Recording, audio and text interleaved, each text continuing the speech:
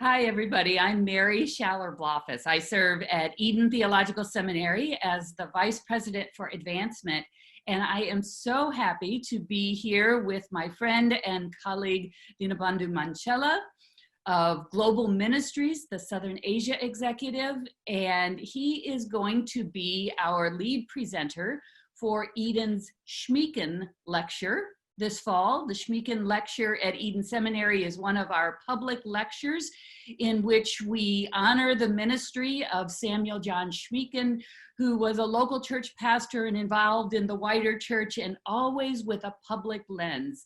And so this lecture every year lets us focus on public theology. Dinabandhu, would you introduce yourself and the Southern Asia Initiative? Thank you, Mary. My name is Dinabandhu Manchala. I'm a pastor from India, currently serving as the area executive for Southern Asia desk in Global Ministries in Cleveland. And I'm very happy to be a part of this collaborative activity with Eden Theological Seminary